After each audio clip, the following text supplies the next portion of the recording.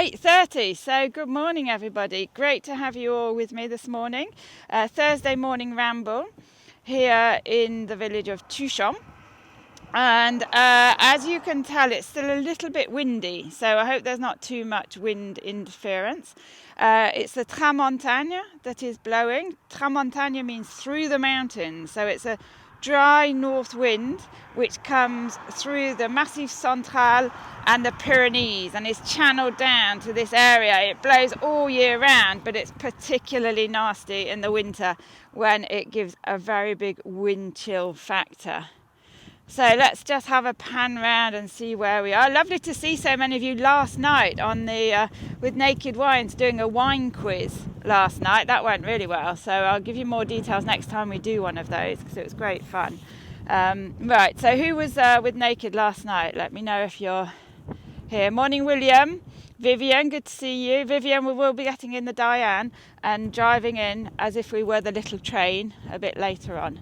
So just to locate you, now we're very close to where we were on Tuesday because I'm going to do the second part of the train saga, the Tuchan train. So I've come to the same area where the train tracks would have gone through. So in the background here we can see the Pyrenees. This is the Canigou, lots of snow on the Canigou, so the foothills of the Pyrenees. For those of you who like skiing, there's Les Angles Font-Romeu, about 2 hours from here where you can go skiing.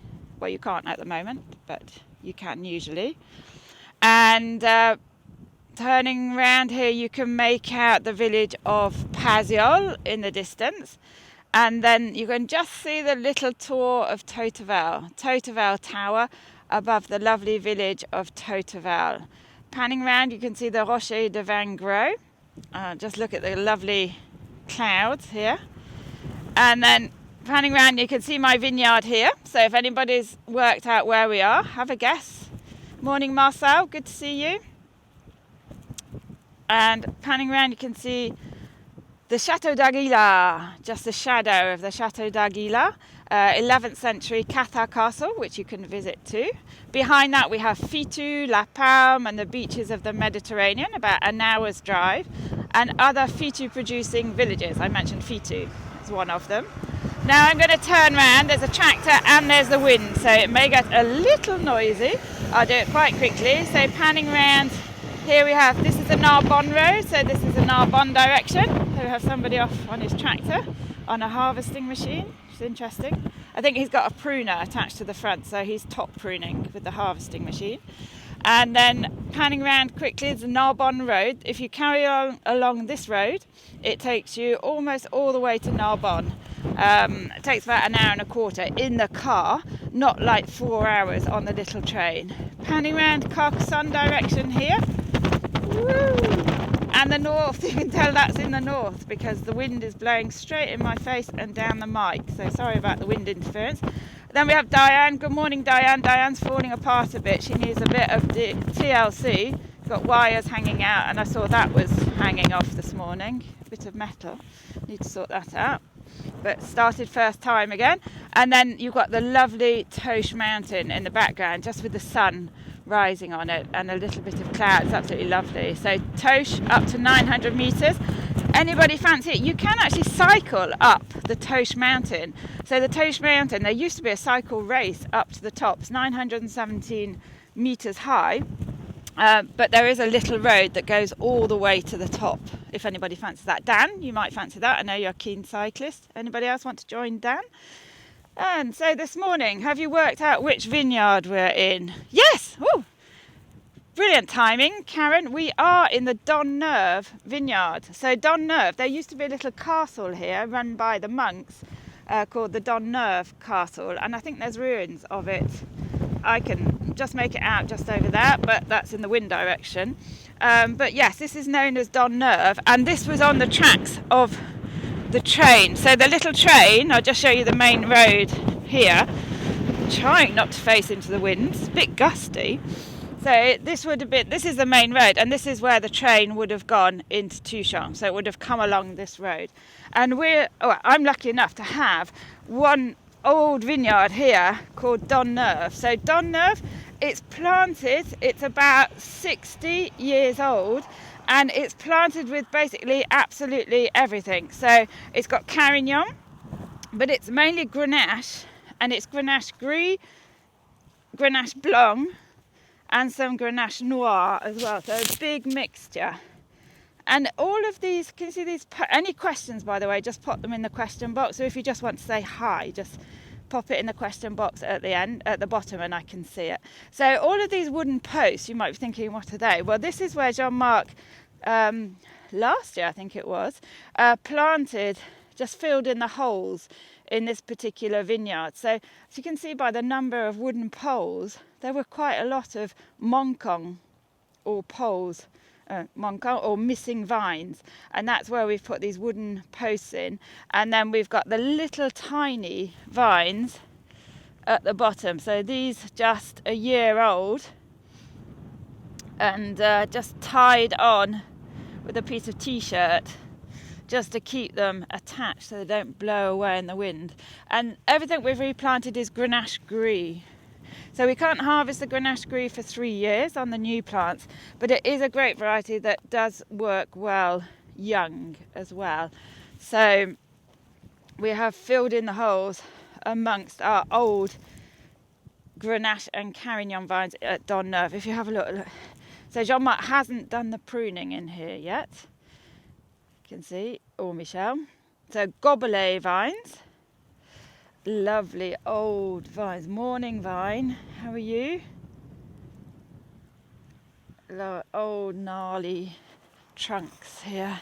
There's another one, good morning. Look at the size of the branches. So we have noticed this year really thick branches, good healthy salmon or branches, which is great for what we think will be a good harvest. It's obviously too early to tell yet, but boding well. So as I come down here, I'm going to pretend I'm the little train and just finish off the story of the little train. So on Tuesday I was telling you about Le Petit Train, a little train. It was the Aude Tramway Company that extended the line in 1905 to come up to Tuchan. So they extended it by 25 kilometres. It took a long time to build because they couldn't decide which villages it should go through. They started discussing in 1900 and didn't start building it till 1905, by which time they'd actually extended it by 5 kilometres compared to the original plan. Now the people in Tuchan weren't happy about that extension because it meant that their ticket was more expensive than the original plan, and so lots of discussions about it, and they actually agreed to reduce the price of the train ticket for people from Tuchan because of the additional unexpected 5 kilometres. And those 5 kilometres extra are just because every village wanted a station, wanted the train to go through. So started in 1905, we got up to about 1912, still going. Unfortunately, there was a very serious accident in 1912 where the little train actually derailed. So coming up the Col d'Extrême, which is the last hill coming into Tuchan, and the train derailed, killing the driver and the engine stoker as well. So quite a serious accident in 1912. But then 1920, massive floods in this area. So in 1920 we had enormous floods here, and it actually swept away the little bridge that the train went over to get into Tuchan. So that bridge was swept away and the train couldn't get into the station any longer. So in 1920 you could get on the train direction Tuchan, but you couldn't actually get off in the village. And you can imagine that must have been enormous disruption for passengers, and also for getting the wine barrels. If you remember, the wine barrels, 600 litre wine barrels, were put onto the train. So they would now have to be brought down, and they actually made a temporary station or loading place just outside the village in a place called La Cruzette. So in a minute we're going to drive in the car and I'll point out La Cruzette. There's a house there now, and that's where they did a temporary station. But very inconvenient, and it took 2 years to rebuild that bridge.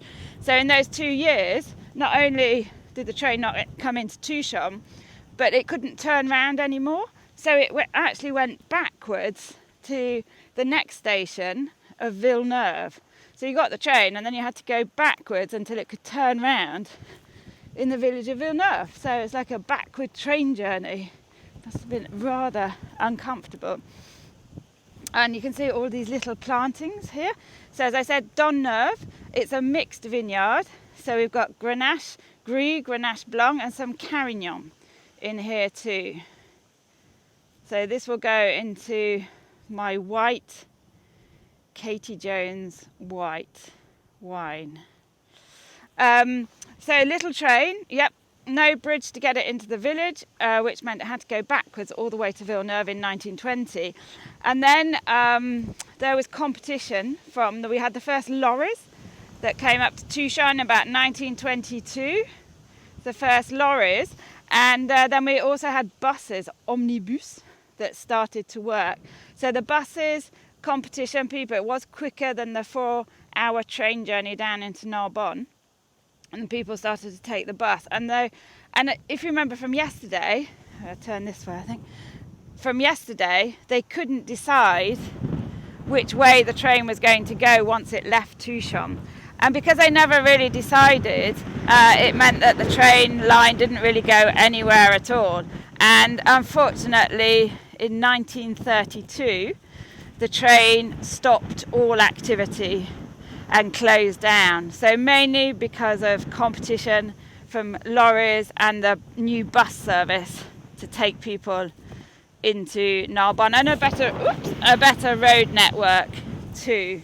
So unfortunately, the little train ceased to exist from 1932, and from 1937 was the very last train journey ever where they actually came up to Tuchan for the very last time and collected all of the rolling stock that they could and everything they could take back, and drove one last time down into Ripoll and on to Lesignan.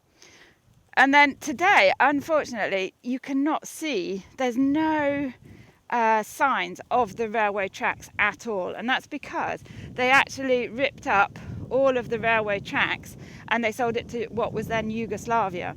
So all of Tuchan's railway tracks and trains went off to Yugoslavia and was put into use over there. So today, apart from sometimes you see sleepers, so people have made fences out of sleepers, so they must have gone and collected some of the wood to make fences. And also in our little picnic place, have any of you been to our secret little picnic place at Falandrine?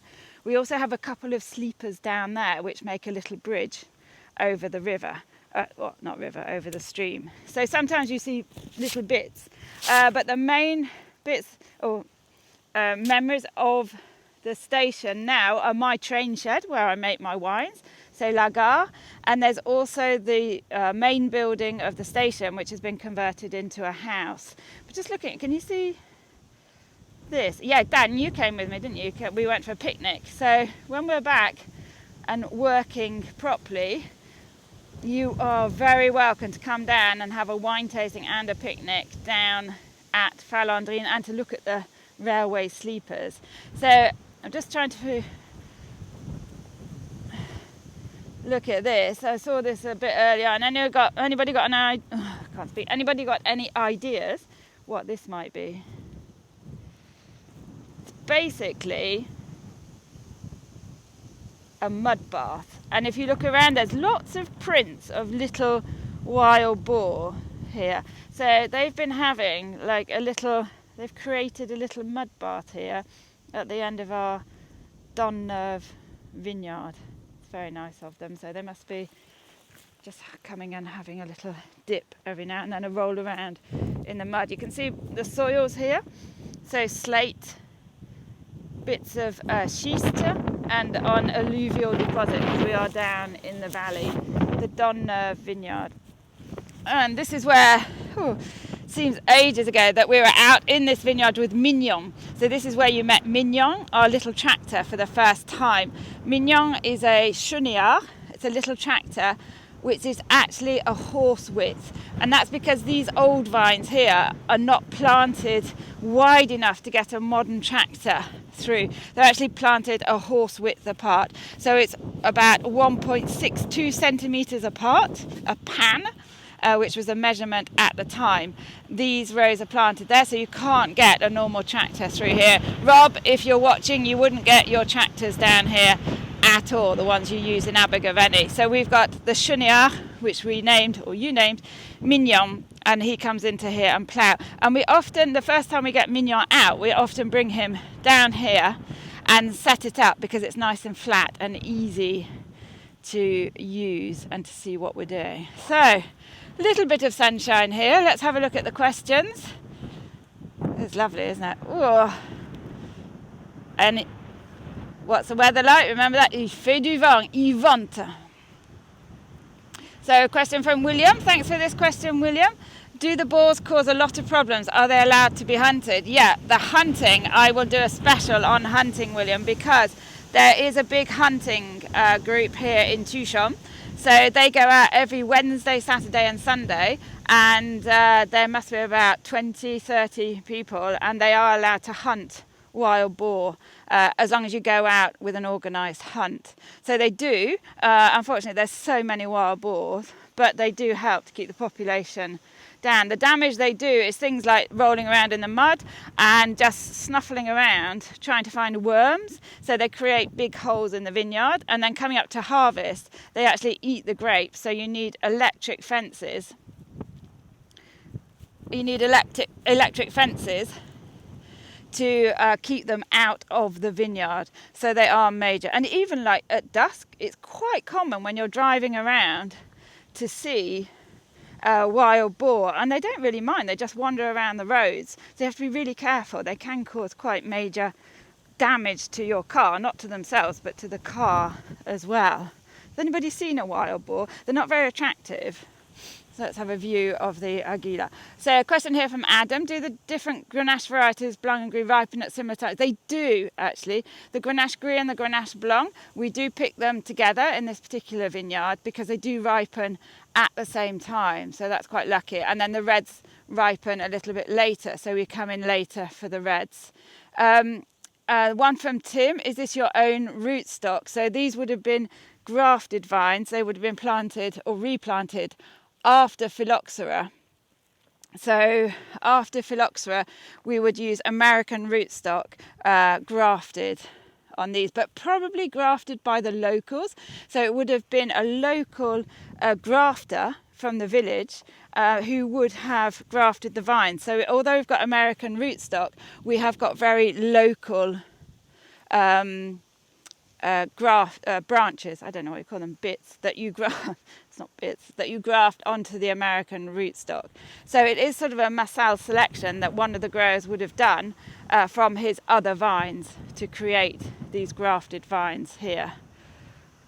Lots of lovely questions this morning. Which direction? Oh, somebody wants to go to Cucugnan. William again. Which direction is Cucugnan? Okay, I'm actually pointing in the direction of Cucugnan. Cucugnan is such a... I remember, yes, your father, I think it was, interested in Cucugnan. It's a lovely little village. I know some of you have been to Cucugnan. I'd say it's the prettiest village, definitely round here. And it's about 20 minutes in the car down, if in the way I'm pointing, between those two hills there's a lovely gorge, and you go down here and you go through Padern, where I think there's about 20 people that live in Padern, and then the sports cafe as well, for those of you who know, and then you carry on and you get to the amazing village of Cucugnan. It's got a wonderful windmill, and there's letters. There's a famous book called Les Lettres de mon Moulin, which I think, William, you were referring to before. And Cucugnan, there's now a wonderful bakery as well. There's a boulangerie, and he makes his own bread from wheat that he grows locally. So old strains of wheat, and fabulous, fabulous bread that he makes there. So Cucugnan, if you don't know that, when you can all come and see me, definitely worth taking in Cucugnan as well. So here's one from Pardi02. Do you have any 21 Muscat planned. 21, so we've got time to make it. Yes, I hesitated a little bit because we didn't make any sweet Muscat this year. So I presume you're referring to the sweet Muscat that we make. It's actually a really tricky wine to make because you have to stop the fermentation and keep about 90 grams of sugar in the wine without it re-fermenting. So very tricky to make. The last vintage we did was the 19. We haven't made any in this vintage, and we will see. If there is a popular demand, we will come back and we will make some more sweet Muscat. But at the moment, it's not planned, unfortunately, just because technically it's rather complicated. And then one final question here from Michael at Sutton's Cellar. Great to see you. What's the difference between Grenache Gris and Grenache Blanc? Basically, it's the same variety. It's just a mutation. And the Gris, although when you make them, the style of the wines are completely different. So we make white wines from both of them. You could make a bit of a rosé from the Grenache Gris because the skins are a lovely grey, pinky colour, so hence the name. But the style of the wines is completely different because the Grenache Blanc tends to be very upfront fruit, quite floral and aromatic, whereas the Grenache Gris tends to be more mineral and a higher acidity. So for me, the Grenache Blanc, I definitely prefer the Grenache Gris because I love very fine, acidic, lively styles of white wines, more like sort of Chablis style. Whereas the Grenache Blanc can tend to be a bit too upfront fruit. But if you blend them together, you get a lovely style, a lovely balance in the wine. And Andy B, I don't know if you're here this morning, but I saw that Andy B was enjoying a bottle of Different Direction, which actually comes from this vineyard. So the Wine Society do a wine called Different Direction, and it's a blend of Grenache Gris, Grenache Blanc and Macabeu. So if you're interested in tasting the wine from this vineyard and you're a member of the Wine Society, it's called Different Direction. And that's a lovely blend, lovely balance between them. Have I upset Adam? Oh no, why did I think I've upset Adam? Oh, he's lying down. Oh, I'll read back and see what I've done. Oh dear, sorry Adam. Right, and then, so coming back, so little train, that was the end of the train saga. So today's Thursday. I'm going to come back and do the Saturday ramble at 5 o'clock French time, so 4 o'clock in the UK. So we are going to have an afternoon ramble at tea time on Saturday. So I look forward to seeing you all then.